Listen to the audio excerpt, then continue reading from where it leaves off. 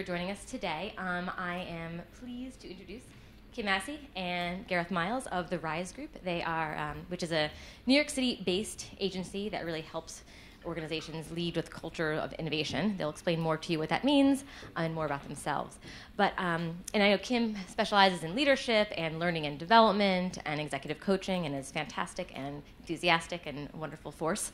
And Gareth has a really rich background in advertising and planning and creativity, innovation. So we're really excited. They also both have a lot of experience working with corporations such as Google, JetBlue, Pfizer, Johnson & Johnson. I could go on and on, on and on and on and on. But I wanted to give some quick context of why we're doing this workshop. And it's really touches on something that Courtney Murphy brought up yesterday morning during the opening remarks, which is we at CECP have been seeing a real elevation in the role of corporate societal engagement professionals. As purpose is becoming more and more integrated into the work that you do, your roles are becoming more complex, right? There's a lot more you have to juggle. So whether it's trying to deepen employee engagement or get senior buy-in or really prove the impact that you're making, collaborate with external partners. I mean, the list goes on and on and on. There's a lot of complex, real strategic work you're doing. And so that requires some real complex strategic skills and behaviors. So as a nod to that, we really reached out to the RISE group to design a real customized workshop that focuses on the skills and behaviors that will really help you to excel in your roles and bring the greatest success to what you do. So with that introduction, I will pass it over to Kim and Gareth to take us on this journey. Thank you. Thank you very much. Great job. We heard earlier that this is going to be an interactive workshop. So we're going to start off in a very interactive way. We're going to play a game. The chances are you're sitting next to your best friend that you've known for years or someone you have no idea who they are. So we're going to start this workshop with a very quick game called Separated at Birth, okay? We're going to allow you pair up with the person next to you, or perhaps I think we can make 3 pairs over here. And we're just going to give you a minute, and your job is to try and find the most interesting thing that you have in common, okay? So you could both say, we're both here at the CECP. That is not interesting.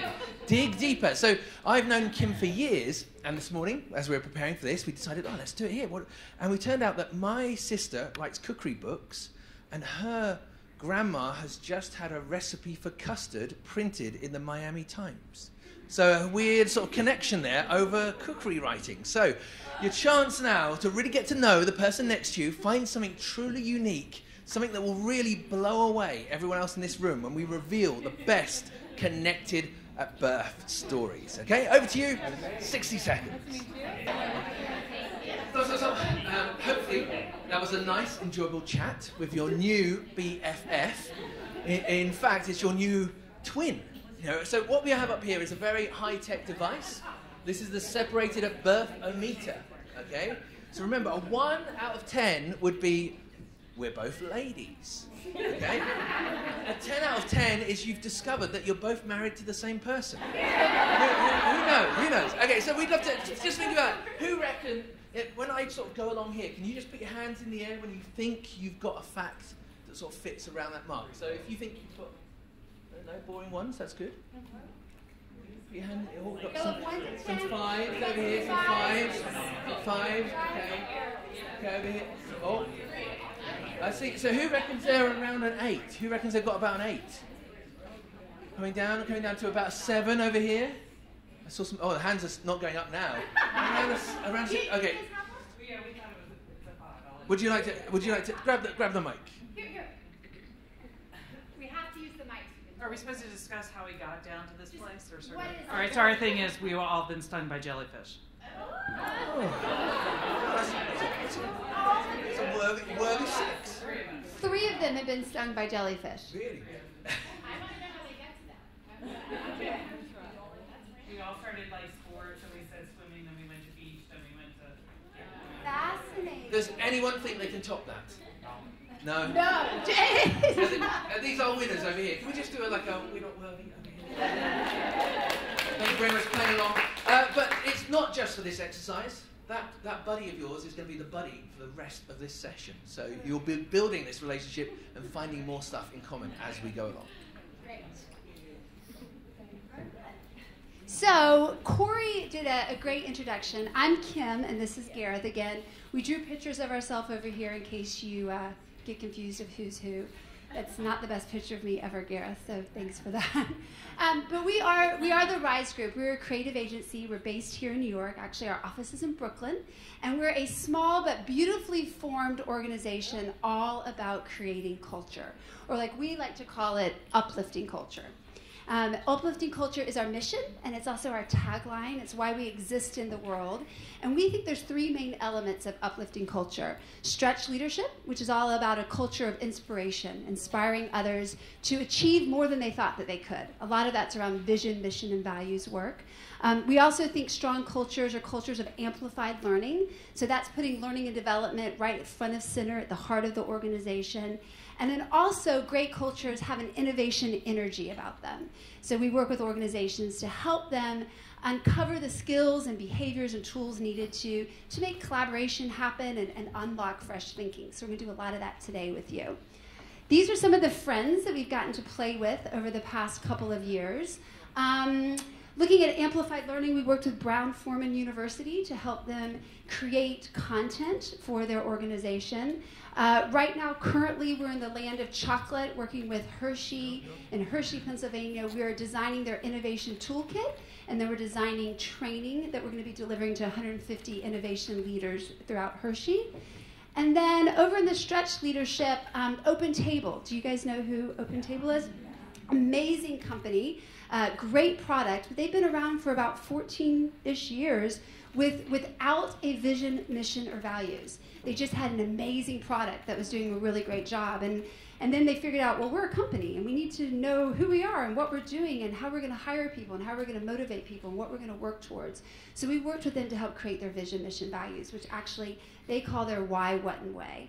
So there's just some examples of what we do and who we do it with, and we're super excited to be here with you guys today. So let's get into the session and what we're going to spend our time, our focus, our feel, and what we're going to finish with at the end of these 2 hours. So the focus, like Corey said, this is all about helping you unlock everyday innovation. I was privileged to be here yesterday hearing some of your speakers, and you guys have got a big job to do. And I walked away so turned on, like change the world stuff.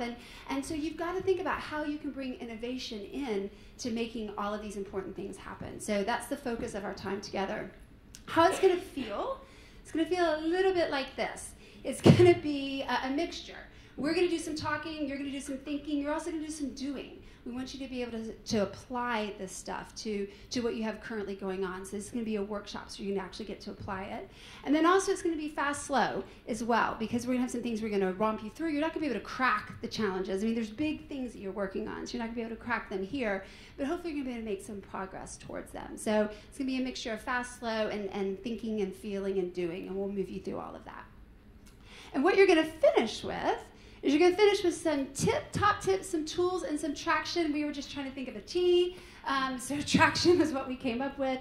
But what that means is that we want you to make some progress. We want you to get some traction on something that's kind of keeping you up at night or something that you're thinking about. So we want you to have some progress while you're in here with us today.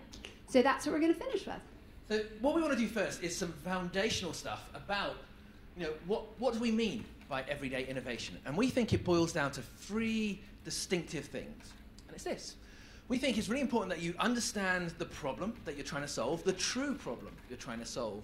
Once you've done that, you can generate fresh solutions and then eventually making it happen. Because if you have a great idea but you struggle to make it happen, you're not really delivering innovation. So this is sort of our framework for this afternoon. And what makes it successful, though, is by injecting creativity, by getting as creative as possible around these three elements. That really helps add the oil to the engine and make sure that you get more innovation out. So we've been forward with our definition of everyday innovation. We'd love to know from you, this word over here, creativity, thinking about that, what does it mean to you? Now, before we get into your definitions, I'd love to just have a show of fingers on a scale of 1 to 10. How creative do you feel you get to be in the role that you have? So if you can hold your hands up for the ground. Okay. 10, 4, 5. I'm not seeing no fingers. So that's great to know that everyone here has an element of their work fingers that requires creativity. So to help us understand, what creativity is, because we think how you define it is the key when you're scoring yourself. Can everyone grab a coloured sheet of paper in the middle of the table and a pen from the mesh cube? And I'd love you to complete this sentence: creativity is ... And I'm not looking for Shakespeare, nothing too long, a bullet point, a single word, half a sentence. All of that is great. So your own personal definition of creativity is ...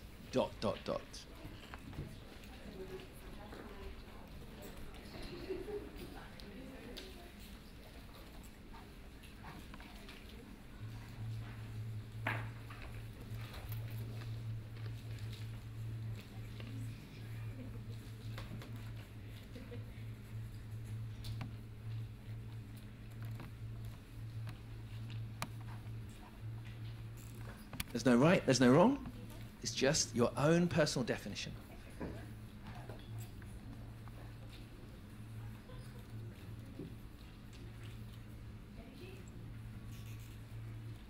Okay, when you're done, can you hold it above your head with great pride? Hold it up above your head. Okay, let's see if we can get them all up. Okay, now I wear glasses, so I'm not that great at reading at this distance. So let's get them all up. So what I'm going to ask you to do, once we've got them all there, is I can't read them now, so we're going to do a little bit of a snowball fight. Could everyone scrunch it up into a ball? And who knows, you've probably been wanting to do this since I started speaking. You're now allowed to throw things at me. So on the count of 3, your job is just not too hard on the face. No coins, no stones, nothing like that. But on the count of 3, I would love you to throw up your own definition of creativity onto the stage. 1, 2, 3. Ooh. Okay, let's see what you've got. Okay, I've got one here. It says creativity is when I come up with a process to make it easier. Here's what creativity is: the opportunity for change. Nice. Oh, this one's got a drawing. Creativity is happiness. Smiley face over there. Creativity is non-judgmental. So true. Okay, I've got one. Creativity is expanding your mind. Creativity is building, forming, innovating. And the last one we'll share now is this one. Creativity is freedom of thoughts and ideas. Now, all of these are true. All of these are correct. Now, we could read them all out, but that perhaps isn't the best use of our time over the next 2 hours, because we want to share some stuff with you. And just to help us with our conversations and the dialogue as we move forwards, we just want to share how we at Rise define creativity. And it's simply this: doing things in new ways. When we see creativity as something that is this simple, then it suddenly becomes very accessible and anyone can do it. Who here has ever cooked a meal without following a recipe? Creative act. Who here has ever been on holiday and done an arty photo? You know, like holding the Statue of Liberty. We've all done that. All of these things are just doing things in new ways. And we think when you see it like that, then suddenly, you know, you might actually, if we went back to those scores of how much creativity you get to use at work, it might be that you see it higher and larger than that, because every day we're given opportunities to do things differently. So now that we have a common language of everyday innovation and creativity, we want to think about, where do you want to put your creative energy as we go through this session? So what is your creative crusade? You know, again, there's so much that you need to do in your role. Where do you think you need a little bit of innovation? Where do you need some fresh thinking? Where do you want to use the power of this room to help you generate solutions?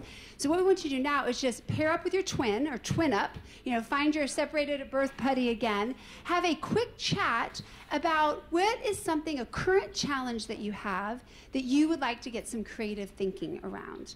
Just a quick chat. You're not going to have to, well, we'll have some of you share, which would be nice, but just a quick chat of, you know, where would you like some creativity? And to make this happen, it needs to be something that you own.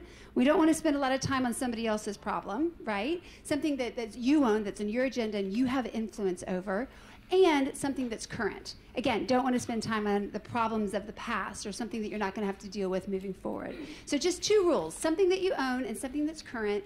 Twin up and have a chat and identify, where do you need some creative thinking.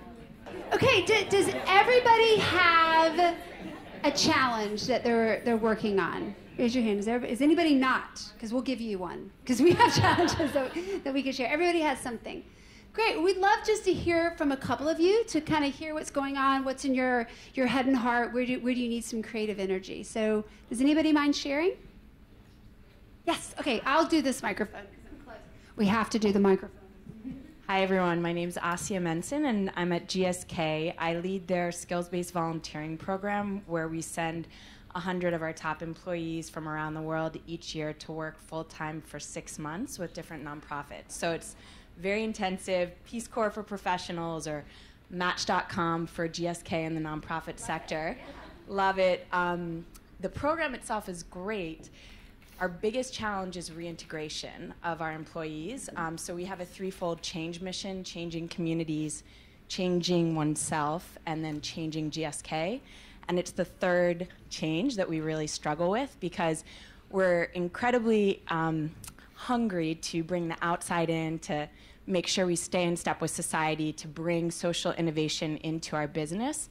But we're having a really hard time ensuring that these volunteers who've just had a life-changing experience in the 6 months that they're out, to find the right channels to share their perspective and ideas. Some of them have real revolutionary social innovations. Some of them just have tweaks on ways of doing things. But expert volunteers don't always translate to expert entrepreneurs or networkers or storytellers and sellers of their ideas. So we're struggling with that. Thank you. So how to bring it back to GSK. Great. Thank you for that. Another one? Bueller? Oh, thank you. Thank you. So Kristen and Matthew said, we really shouldn't say this one because it's really boring. And Kristen was bold enough to say vendors, vendor management. And it was like, oh my gosh, we're dealing with that too. Kristen says, well, we have to make a decision in 2 weeks. So do I. I have to make a decision in 2 weeks. Who are you looking at? Blah, blah, blah, blah, blah. So are we. So we want some creativity in dealing with vendors that manage our match and gift program, our employee giving campaign, and our volunteer program, which we're both doing as well, both. Yeah, and then we realized that's like a 10 on that scale. Separated at birth. Yeah. So you win. Thank you. I'm saying two for one, basically. Yeah. Go together. Yeah. Great. Thank you. So vendors, integration, after an amazing experience. One more. Yes. Thank you. Hi, I'm Megan Bracken with KPMG. One of the things we struggle with is that we have 26,000 people across the U.S. and then people globally, but the amount of communications that are thrown at people all day long make it really difficult to cut through the clutter and to send things that people will actually read that will then translate into engagement on another level. So we've done things like not too long ago we implemented kind of an intranet, like a Facebook kind of thing for people that just has not gotten any traction. People aren't really going to it. So there's been some approaches, but none really successfully. And we have 90 offices across the U.S. And in some places, the office managing partner will send out communication, like a newsletter kind of thing. And we were just discussing how some people read it, some people don't. And if you're not kind of listening to your local leadership, then what are the chances you're going to read things that are, from even outside of your office? So that's our. So, how to cut through the technology clutter.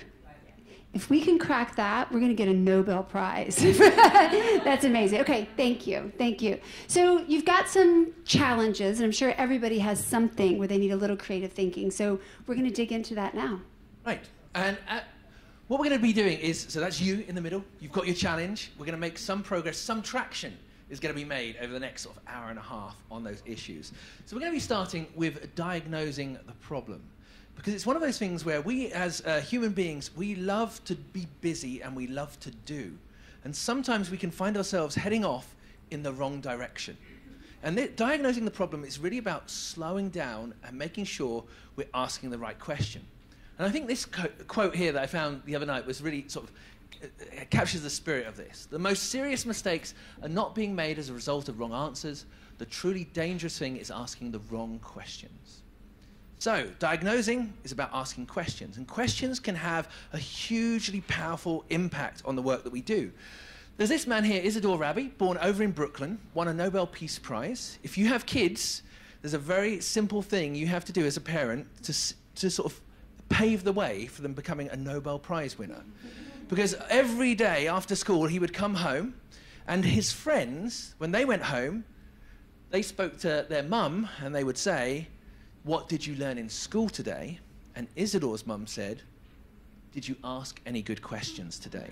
When he won the Nobel Prize, he said it was all due to his childhood and being asked that question. It triggered all this curiosity and led to him discovering such things as the MRI scan and sonar on boats, so 2 massive innovations over there. So we think if you ask great questions, amazing things can happen, such as this. Currency. You know, how can we carry a cow in our pocket? You know, it was really, that's what we were trading back, you know, thousands and thousands of years ago. We were trading cows, and after a while it's like, this is exhausting, carrying cows around. What if we got a little bit, a disc of metal and put a cow on it, and that became what we know as currency and money today? How do you persuade customers to buy more than they can carry? Make it easier for them to carry stuff. You know, carrier bags, carrying baskets, shopping carts, you know, that sort of transformed how much people spent in their shops. And if you owned a shop, you can imagine how big an impact that had on your life. Could we have sex and not have children? The pill. And equally, could we have children and not have sex? IVF, over there. So some great innovations have happened because when people were diagnosing the problem, they were asking the right question. Right, so we have a simple tool called question storming that can help you when you're trying to diagnose your challenge. It can help you figure out what are the right questions to ask.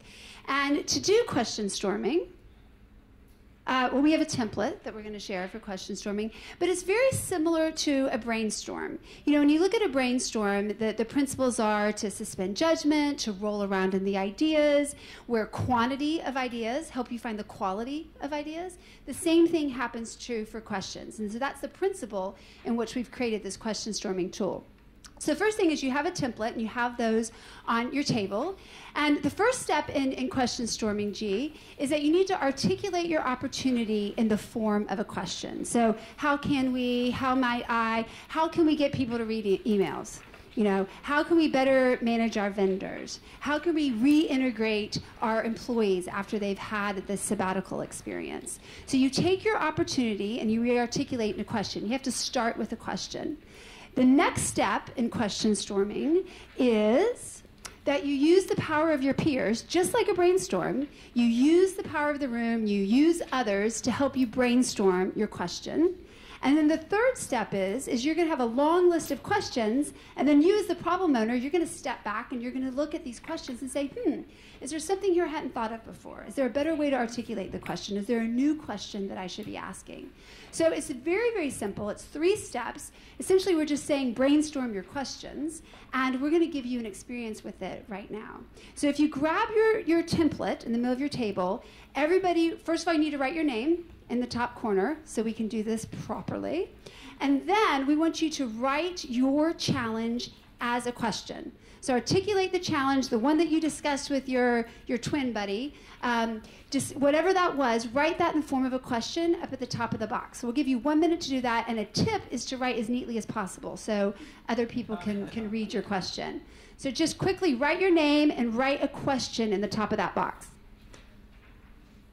You know, we don't need all the background information, but just what is the essence of the question? How can we better manage our vendors?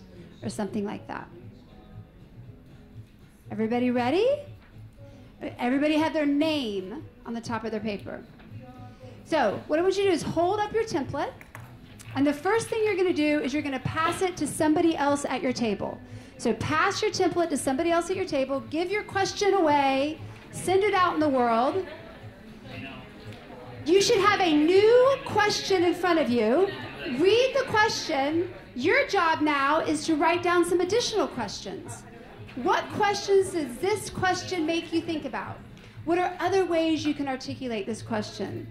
What are other questions that you're inspired from this first question? So your job is to add some more questions to the sheet. And the more questions, the better. Quantity is what we're going for. Yes, just more questions. It can be a question about the question. It can be a question that the question makes you think about. It can be another articulation of the question.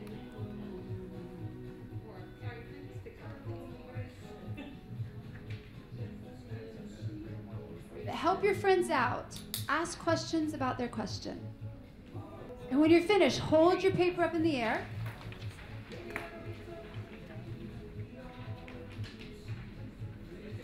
And wave it like, I don't know what I'm doing, so I'm sorry. I was having my own little moment. Okay, so at the count of 3, now I want you to pass your paper to another table. Just pass it on. We want to send these questions out into the world. Everybody get a new question. Here, I'll help you out. Can I switch with you? Here we go. Everybody should have a new question. Anyone need a new question? Anyone need your question passed? That's so crazy. Listen. Next. So if you've got some sheets, we need to pass them out on this table. If you've got some spare ones. Does everybody have a new question? Now your job is to read the original question, to read the new questions, and then add on. What other questions do you have? And the challenge here is not to get into solutions. Not to say, well, have you thought about doing this? Stay in the question. Roll around in the question and see what comes out. Yeah, so finish up your last question.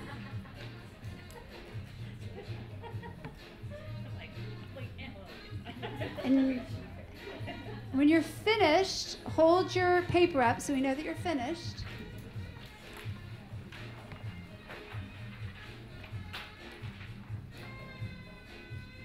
This is the workout part of our session. Just switch your arms. Okay. Now you're wondering how you're going to get your paper back, aren't you? So how's that going to work, Gareth? Well, it's going to be chaos. So what we're going to do, with a group this size, 50 people, normally it takes about 30 seconds to get your paper back.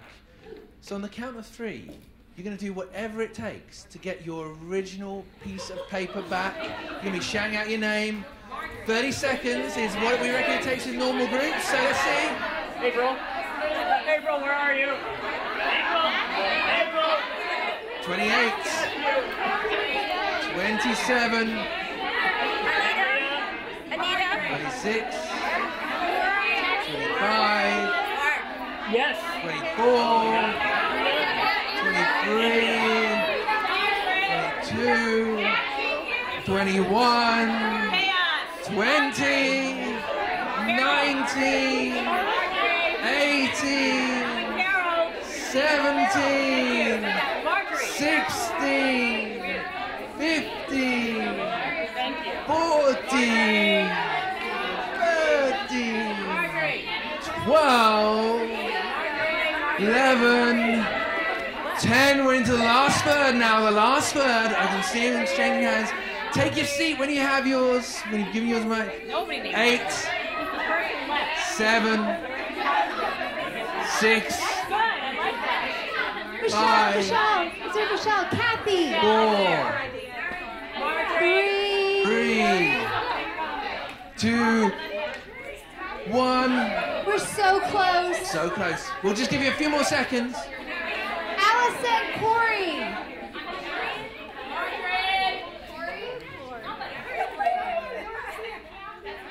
Not bad, not bad. Is that your one, or you just grabbed anyone there? Look at this. It's working just like we planned it would. To be honest, this normally takes about 3 minutes. So I lied with 30 seconds. Does everybody have their papers back?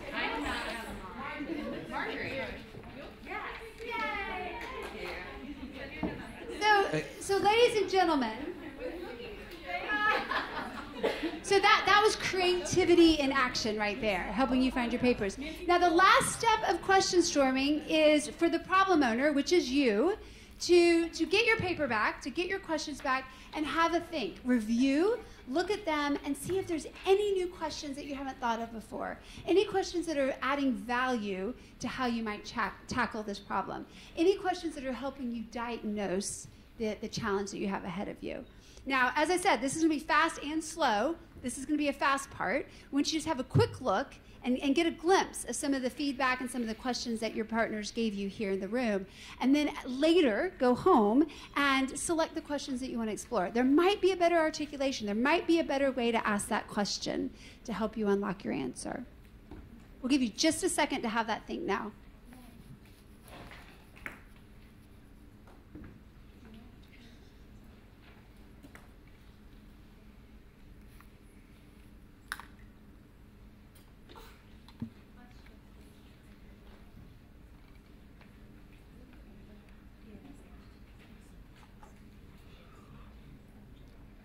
So by a nod, did you get some new questions?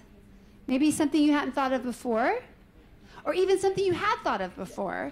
But by getting it from another person, by getting it from one of your peers, it helps you see it in a different way. Now, we took you through a romp. We took you through an exercise. We think question storming is an effective tool to use to help you diagnose problems. You can use it with a piece of paper. You can pass it around like we did it, or you can do it more casually, do it more informally. We have a client that we worked with that we used flip charts, and we just put questions up on flip charts, and then when people would read the question, and they would add more flip charts. If you have an office, you could put a big question outside your office, and then the challenge to people is not to put answers, not to put solutions, but what other questions should we be exploring? What are the ways that we should be looking at this problem? So this is all ways that you can use question storming to help you figure out you're diagnosing the right problem. Okay? So that's diagnosis. Again, the principle is all the powers of questions, and then the tool that we wanted to share was question storming. And now we're going to move into generating solutions. So we talked about the value of questions. So we're going to spend a little bit more time in questions, and we're going to do a quiz. So we're going to do questions in the form of a quiz. And this quiz is about my favorite topic. It's a quiz about us. It's a quiz about me and Gareth. So we're going to do a quick quiz about Gareth and I. And what I want you to do is I want you to shout out the answers. The first thing that comes to your mind, whatever you think of, okay? Ready? So first of all, take a good look at Gareth and me. And the first question is, what type of car do you think Gareth drives? A Prius? What? What do you think? An Audi? A Prius? Those are a red car? A red car. Just a red car. Is it like a fire truck or something? A Volkswagen? A minivan? A minivan. He's got a zip car. Okay. So you got everything from a minivan to an Audi and a red Audi, to be exact. Great. Okay. So now you see how the game works. So now, me, what kind of car do you think I drive? Uber. You know me, don't you? A smart car. BMW. I love it. I get a BMW. Yeah. And a Kia. Both, yes. Okay, so BMW, Kia, Uber. I realize that this game doesn't play as well in New York as it does in other places because you guys know that we don't drive. Okay, so let's move on to the next topic. Look at Gareth. And what you know about Gareth, what do you think his favorite food is? Beer. Pizza? I heard beer. So there's pizza and beer, fish and chips.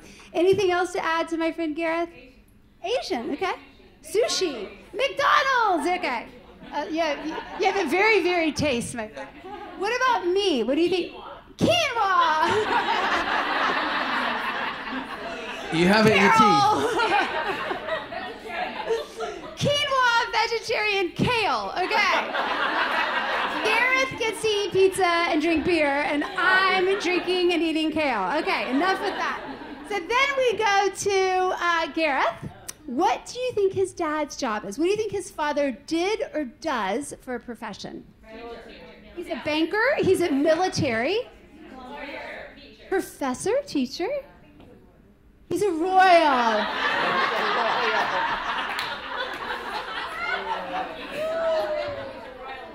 He's a royal guard. What are those people called? Like standing outside? Yeah. Okay, so what do you think about me? What do you think my dad did or does for... he's a chemist.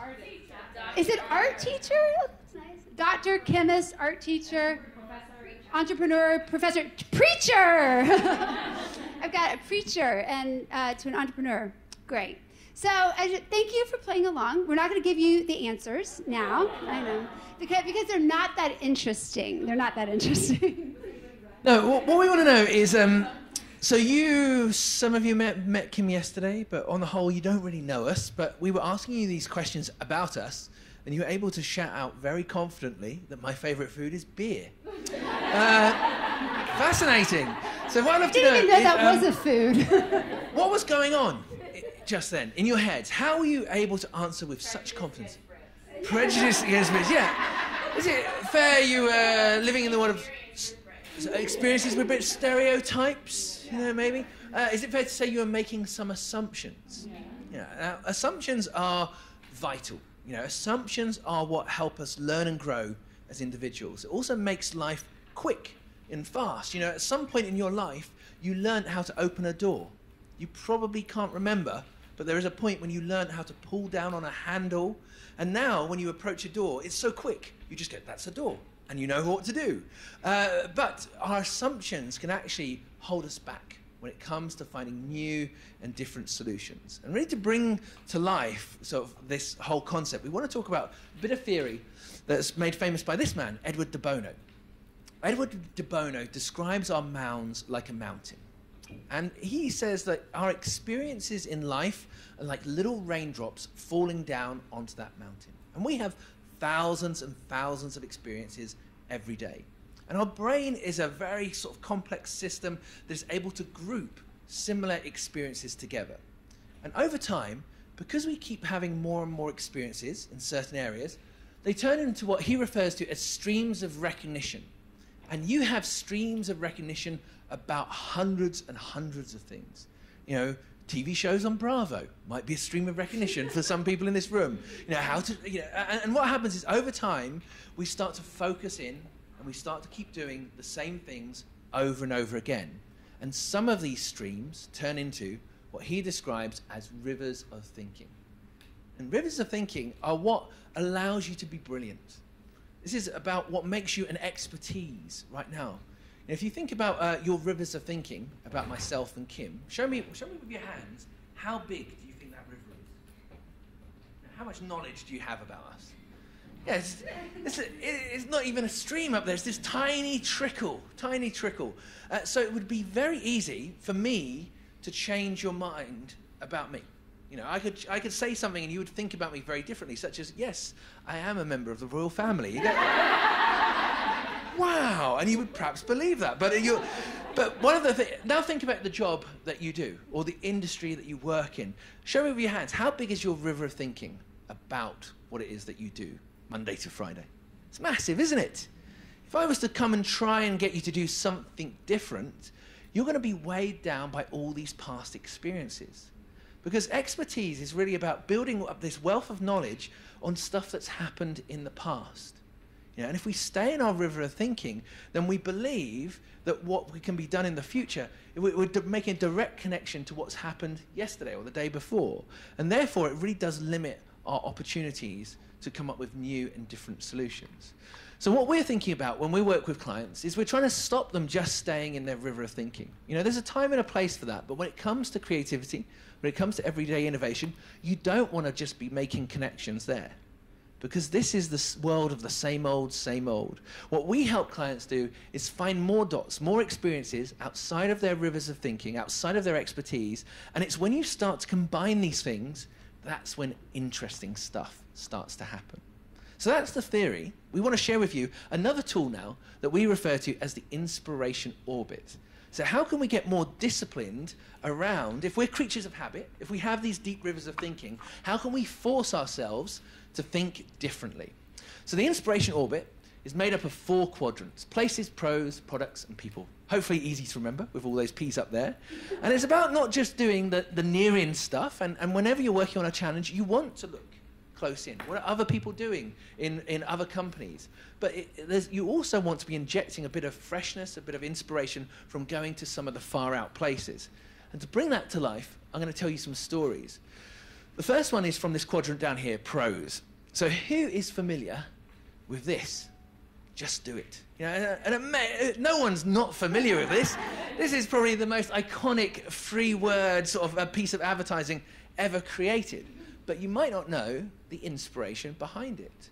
So Dan Wyden, the sort of creative director, found inspiration from a very unusual place. He didn't stay in his river of thinking or river of expertise and just look at what everyone else is doing when it comes to sports marketing. He went to the world of this man, Gary Gilmore, a murderer, who, when he was strapped down into the electric chair, his famous last words were, "Let's do it. Let's do it." And that was the inspiration for something that's gone on to sell billions of dollars worth of athletic wear. It makes you think about it differently. It does, doesn't it? But, you know, like we said. Next one, products. This is a great story. So this here, Mary Kay, lovely Mary Kay, started off life door-to-door saleswoman of brooms and brushes. So she would go around people's houses and try and sell them brooms and brushes. And there was one sort of house on her route. And every time she went there, she couldn't help noticing how lovely the hands were of the women who lived in this house.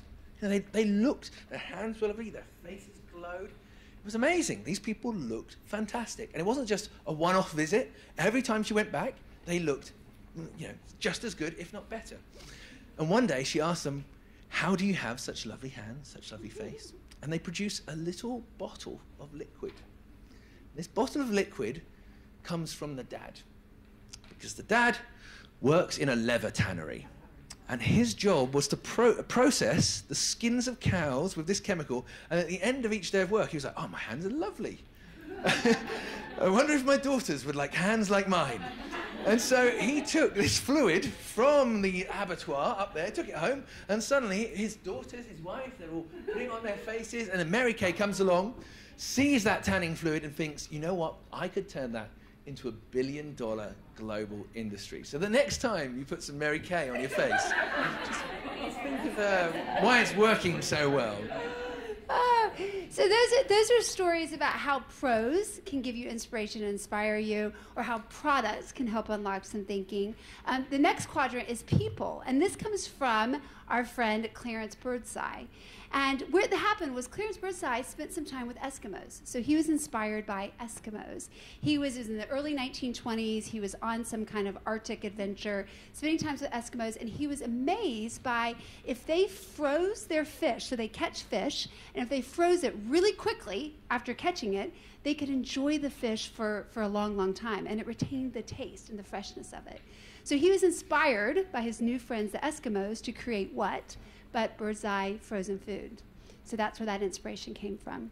You also can get inspiration from different places. So who here has been to an IKEA? Ugh. Who here has been frustrated in IKEA? Because why are you frustrated at IKEA? Because they make you go through a certain path, and you're like, "But I just want to go to the kitchen." You can't go to the kitchen. You have to go through the bedroom to go to the children's area, can't take your cart there. There's a very direct path and way that you engage with IKEA. Well, IKEA was inspired by a very iconic place in New York City. Where do you think IKEA, the format of IKEA, where's the inspiration come from? I don't know. Is it? I don't know. No, that's not the answer we're looking for, though. Prison? The hand gesture was giving it away slightly. The Guggenheim, yes, the Guggenheim. And the story goes that the founder of IKEA actually went to the Guggenheim in the 70s with his wife. He came to New York with his wife for their honeymoon, and they went to the Guggenheim. And he thought it was brilliant, because at the Guggenheim, what do you have to do? You have to walk by every single piece of art to get out of it. And so he took the inspiration of the Guggenheim and he applied it to the way he designs his stores. So it just goes to show that inspiration can come from a lot of different places. So what we want to do now is we want to give you a chance to apply this on your challenge that you're facing. So you've had your challenge, you've written it up as a question, other people have built on it. Now we want you to pair back up with your buddy, and we want you to really think about this inspiration orbit. And we're bringing around a template right now, so you can be reminded of it. But how this works as a tool, because hopefully these stories have inspired you that yes, new and different solutions lie in places that aren't obvious. But to use this as a tool, the first thing you have to do is, what is the essence of your challenge? Now, thinking about the one down here, is it about standing out? Is that the essence of your challenge? So work with your buddy, work out what it is at the heart of your challenge. What are you trying to do? Because as soon as you have that essence, it makes it much easier for you to think about, what are some of the places I could go to for inspiration? Who are some people I could talk to? What are products could I learn from? And is there something I can do with the language around this to make it more different and more inspiring? So we'll put some music on, work with your buddies, what's the essence of it, and then where else could you go to find some inspiration to get you out of your river of thinking? Wrap up your conversation. We're going to move on. But from the looks of it, it looks like y'all have you've been able to establish some criteria. And what we would encourage you to do is take this criteria and make sure that you share this with your stakeholders. Like that's the whole point of this, is that when you're trying to make things happen, you've got to build belief and buy-in along the way. And if you can get people agreed and aligned on the criteria before you even start working on the project, you're going to have a lot more success. Okay? So that is success, folks, and that helps you with making it happen. So a quick review of the journey that we've been through so far. Like we said, we think that everyday innovation really just has these three elements. I mean, innovation is a big, scary word when we think of innovation. But we've established that all of you guys need creativity and innovation in your role in order to accomplish what you're trying to accomplish. And there's three main elements where you can inject that creativity. And then first of all, it's around diagnosing the problem, which is really making sure that you're asking the right questions, using that tool of question storming either formally by holding a question storm. How fun would it be to go back to your office and invite people to come in? Like, you've got this big, hairy challenge. You've got this question that's keeping you up at night. Invite people to come in and let them off the hook. Tell them, you don't have to solve the problem. You just have to help me figure out all the other questions that I need to answer. And run an official question storm. Or the other thing is, you can be way more informal and just start asking people questions. Here's my challenge. What other questions do you think I should be asking? What questions am I not asking? Do you have any questions about this challenge? So you can do it formally or informally. The other thing we talked about is generating solutions. So if you're going to have innovation, if you're going to be creative, you've got to have ideas. You've got to have fresh thinking. And the key here is to beware of your river of thinking. Rivers of thinking are good. Remember, that's your expertise, but know that you can't stay there. You can't stay there if you want to get to a new place. So what can you do to get inspiration? We encourage you to use the inspiration orbit. Define the essence of your challenge and then look at where else in the world. Just using the stimulus of people, places, pros, and products, have they tried to crack that essence and see if you can get some inspiration from that. And then finally, we just talked about making it happen, because nothing's going to happen unless you get the belief and buy-in. You let people align on criteria. You start with the end in mind, and Success Folks is a great tool to do this. Use it in your personal life and your professional life, and make it visible. I think one of the key things about this tool, because a lot of times you're like, oh yeah, we all agree, we all think we know we're talking about the same thing, but if you put it on a piece of paper and you make it visible, it really helps people figure out what solution to choose. So that is a little recap of our journey. Before we move on, any questions about what we've gone over, or any comments? Yeah.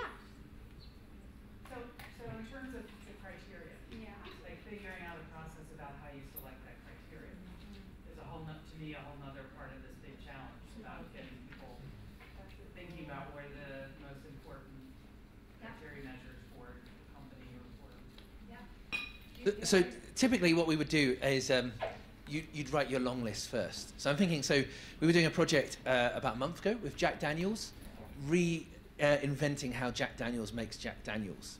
And they wrote a long list of criteria for the ideas, and then we put the constraint on that we only wanted 6 on there. And then did people vote? I mean, was it democratic, or was they had a discussion around it. But you could do you could make it as elaborate as you want, post-it notes, sticky dots, all of that kind of stuff, or just a conference call to quickly align on it. Whatever you feel is appropriate for your audience. So a long list is a great tip. Another thing is to think about your stakeholders. Again, it's about just being intentional. What would Gareth want to see this idea? What's going to be success for Gareth? What's going to be success for my CEO? What's going to be success for my husband? Or whatever it is, because that can help you think of the criteria.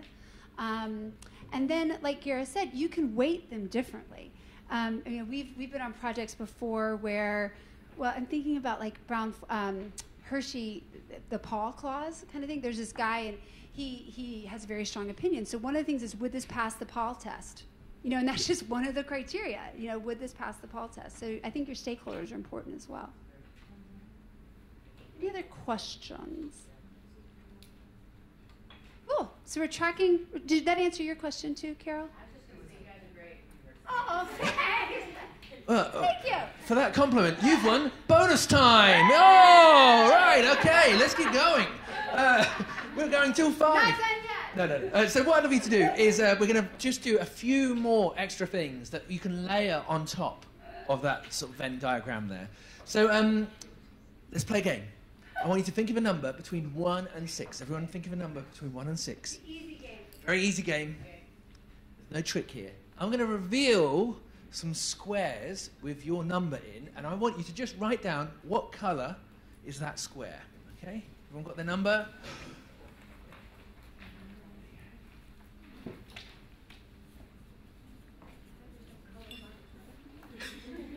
Okay, got it down. So I'm going to shout out the numbers. If it was yours, just shout out what colour it is. 1. Yellow. Solo yellow over here. 2. Orange. 3. Red. 4. Blue. 5. Green. 6. Grey. Yeah. Black. Blacky grey. A dark colour over there. So yes, you're right. It wasn't a trick, but yes, it's right. And sometimes, orange is just orange. But there are some companies out there who've made a fortune by getting a bit more creative with the everyday language that they use. For them, green is not just green. It is surf green up there, leisure green, spruce green. Who has decorated a house recently? Or a room in their house, okay? Keep your hand in the air if you can remember the name of the colour that it was painted. Okay, so we're gonna ask you, I'm going to put it to people, shout it out, and we'll see if we can guess what colour it is. Okay. So if it's an obscure name, is it an obscure name? So okay. Jogging path. Jogging path. Jogging path. I have paint. And what room was it? What room was it? Let's see if that helps. A great room. A great room painted jogging path. Okay, let's have some guesses. What do we think jogging path is? Grey. Is it grey? A green grey. Oh, congratulations. Anyone else got a strange one they'd like to share? Garden wall. And what room was it? Ironically, not a garden wall. So it's the family room was painted garden wall. What colour do we think that is? Green. Orange. I'd go orangey. Greenish over here. So what we're going to do now is just bearing in mind, sometimes we can inspire people, we can choose them to pick our paint rather than someone else's paint by the language we use. It's still green, but we've got more creative with it. Think of a number between 1 and 6. Okay, think of a number between 1 and 6. Everyone got it? And I'm going to reveal your colours this time, and I want you to write down not just the standard way of describing it, I want you to get creative with it and see how different can you describe it? How much sexier can you make it? How much more creative can you make it? Are you ready? Oh. 15 seconds. Let's just see what you come up with.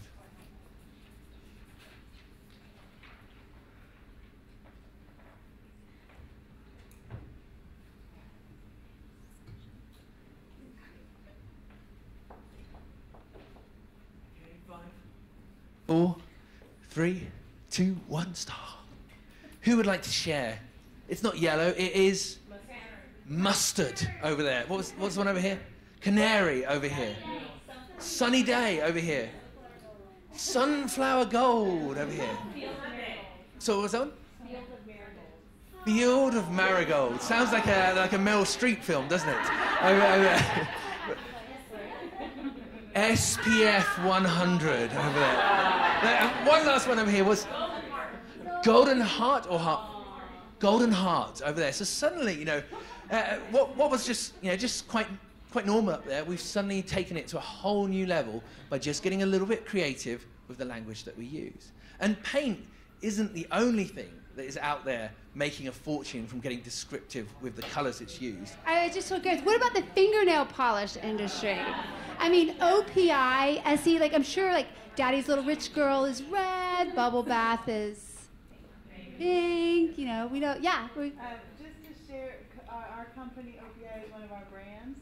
And so I've met Susie Fishman, who's the one behind, Susie's not a waitress, that's Susie. Oh, wow. And the way that they do their names is by committee. So there's a naming committee, 12 people, and every time they add someone else who's not in marketing, so someone from the assembly lines, someone from supply chain, the receptionist, they bake warm cookies, feed them, and they just sit in there and get 18 names, and then they check it with legal. They don't even say check it, they give them the colors for the collection, and that's how they do it. Oh, what a nice story. So there's also a top tip, is that if you want ideas, cookies. That's the top tip, is cookies. That's awesome. Awesome. Thank you. And this principle that we've just brought to life here is really the power of language. And we think this sits across all of this stuff up here. And just to bring it to life, when you're diagnosing the problem, if you get a bit more creative, think about what you've written at the top of your sheet just now. Is there a way that you could articulate it to make it more inspiring? Who here knows the Pegasus Grill story, the case study? It got written up in Harvard Business Review. Pegasus Grill, this is from sort of the Gulf War, was a canteen in one of the military bases that was in the red zone in Baghdad. So if you've watched the Matt Damon film, Green Zone, then you know the Green Zone is where the journalists are drinking cocktails and having a nice time over there. But the US Army noticed something fascinating, and it was that soldiers were traveling from the Green Zone to go and eat in the red zone. They were literally risking their lives to go and sit down and have some grub. What was fascinating about that was that the ingredients, the raw materials, were identical for every single canteen. So why were people risking their lives to go and eat the same food but in a different place? And so they looked into it, and they really sort of dug into it. They realized that canteens saw their roles slightly differently. They were asking different questions. Some of the canteens were asking this question: how can we give the troops the calories they need each day? It's just a very rational thing. Like in these conditions, it's 4,500 calories and 3 liters of water. How can we get that to them? Some of them were more about the how can we feed and water the troops 3 times a day, a bit more warm, a bit more gentle. But Floyd Lee, who was the head of the kitchen at Pegasus Grill, asked a different question. And it was this question that inspired his employees to do amazing things. He said, how can we improve troop morale? He told everyone who worked for him, we're not serving food to people, we're in charge of company morale. And with that, they went above and beyond. They took those same potatoes and they peeled them a bit better. They cut out the black worms and strange things over there. They decorated their canteen with sports colours. They took the same, they had some fun with the lemonade, and they called it Georgia lemonade and what was it, like Carolina lemonade. It was the same thing, but they just gave people more of a choice, more of an experience was created. And that's why, if you really think about how can we get creative with the question, the language we're using, the question at your top of the page, people will go above and beyond. So as a bit of homework, we encourage you to rethink about how you're describing your question. Can you do a Floyd Lee? At the moment, are you after calories or are you in charge of morale over them? So another one is generating solutions. A simple thing here to get people to think differently. If I told you that I was leaving Rise to go and open a car wash, it's going to be pretty hard to come up with new, crazy ideas for a car wash, isn't it? But if I said I was leaving Rise and I was opening auto spa, suddenly I'm seeing some laughter come from the group here. An auto spa, just shout some out. What do you think? Well, if you were going to an auto spa, what would you expect? How could we make it magical? What was it? A lounge. Oh, extra bubbles over there. What else? What else could we do at the Gareth Miles Auto Spa? Or lavender-scented something. Music, relaxing, like whale music. We put hot pebbles on top of your car to relax it. We massage the leather seats. There's loads of things we can start to do we can start to do to think differently about getting people in a new frame of mind around an old problem just by describing it differently. An auto spa is still a car wash, but instantly you were able to have new and different ideas around it. And lastly, over here, making it happen. You know, we all, know about the amazing man Martin Luther King and how he stood up and he said, "I have a plan." Actually, he didn't say that. He said, "I have a deck." He stood up to win people over. In fact, he didn't say that, did he? He said, "I have a dream." So when you're trying to sell things in, when you're trying to get people excited about it, are you doing a presentation or are you sharing a dream with people? So think about how you can apply fresh language at every single element. There's an amazing statistic that was in The Atlantic that says that every year from the emails we write, just basic emails, it's the equivalent of something like a 240-page novel we're writing. We have many opportunities, almost every minute of the day, to practice injecting fresh language. And when we build that habit, we can take people on these journeys. We can create more interesting solutions. And it's more likely that the ideas we have will happen. So our final thing is we're going to do one more quiz, because we know how much you guys like quizzes, how good you are at quizzes. So what I want you to do is get a piece of paper, and I'm going to ask you some questions. I want you just to jot down the answers. This is just for you, so you can write them anywhere. So, starting with Lady Gaga. How many months do you think Lady Gaga was with her first label before she was dropped? Just write a number down. How many months do you think Lady Gaga was with her first label before she was dropped? Moving on from Lady Gaga to Henry Ford. How many times do you think Henry Ford went bankrupt before he hit it rich? How many times do you think Henry Ford went bankrupt before he hit it rich? James Dyson. Do you guys know who James Dyson is? The inventor of the fabulous vacuum cleaner. I'm like, what is that? It's an amazing vacuum cleaner. How many prototypes did James Dyson come up with before he landed on that special sucking ball technology? I can't believe I said that. Sorry. And it's on video, but I didn't mean it. We ended up. Okay, so that's James Dyson. Next we have Albert Einstein. How old do you think Albert Einstein was when he learned to read? Albert Einstein, relative theory, super smart guy. How old was he when he learned to read? Colonel Sanders, another great hero of Kentucky Fried Chicken. How many restaurants did he approach to sell his recipe, his chicken recipe, before he was able to sell his recipe? How many restaurants did he approach? Here I go. Akita Momota. You have to say it like that, and it makes it sound like I even know his name. But he is the founder of Sony, and Sony's first product was rice cookers. So how many rice cookers did he sell? His first product before he moved into technology was rice cookers. And then John Grisham, the famous author, how many rejections did he get before he found a publisher? How many rejections did he have before he found a publisher? Ready? So here we go. Lady Gaga, how many months was she on her record label before she got dropped? 1, 2, 3. 3. Wow, we have some Lady Gaga fans in the house. Can you imagine you're Lady Gaga, you got signed, you got a record label, you told all your friends and family, you quit high school, or I don't know her story, how old she was, and then 3 months later you had to tell everybody that you were dropped. Pretty sad, right? Then, Henry Ford, how many times did he go bankrupt before? 3? 5. 5 times. And now we think of him as so super successful. Moving on to James Dyson. How many prototypes did James Dyson come up with before he landed on his innovative technology? 14, 5, 50, 200. How about 5,127? Google it. It's true.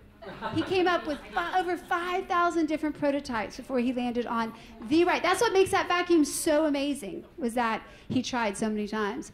Albert Einstein, how old was he when he learned to read? 7. Colonel Sanders. How many restaurants did Colonel Sanders approach before he was able to sell his famous original recipe? 45? 10? 1,009. And the story about this is sweet Colonel Sanders, he had a chicken recipe. I mean, he had a chicken restaurant, and he was in Kentucky, and they built a new road, like a new highway or something, and it went straight over where his restaurant was, so his restaurant had to close down. But he had this amazing recipe. He knocked on 1,009 doors before he found somebody to buy his recipe, and now there's Kentucky Fried Chickens everywhere. And the reason why it took so long for him to find somebody to buy it was that everybody had a fried chicken recipe, right? Like, it was very common back in that time. But after 1,000 tries, he founded KFC. And then we go into Sony and the rice cookers. How many did he sell? 3 million. 100. Can you imagine the story for his wife? Honey, I'm starting this company. It's going to be rice cookers. It's going to be huge. We're going to retire. You're going to be set for life. And I only sold 100 of them. Again, super successful now. And then John Grisham. How many times did he get rejected before he found his first publisher? 12. And now he's the most successful American author of the time. So the reason we like to do this little quiz at the end of any of our creativity or innovation training is just to underline the principle of perseverance. Perseverance is so important. If any of these people had given up after their 3 months or 5 times or 100, after only selling 100 rice cookers, if they had given up, they wouldn't have made their ideas happen. They wouldn't have had the success that they had. And creativity is hard. Innovation is hard. You know, you're going to get a lot of no's. You're going to get people stuck in their rivers of thinking. And so what we encourage you to do is to persevere and persist and to keep trying. Because when you keep trying and iterating and getting other people involved, that's where you're going to have impact and you're going to have success. So whenever you're sad because somebody said no to one of your ideas, you're having a hard time making something happen, think of sweet Colonel Sanders and how he walked up and down the streets of Louisville, Kentucky until he found somebody to buy that recipe. And now you find those stores everywhere. They're taking over the world. So thank you guys for letting us be a part of this. We really appreciate it. It's been super fun, and we feel like we're a part of something neat with you guys.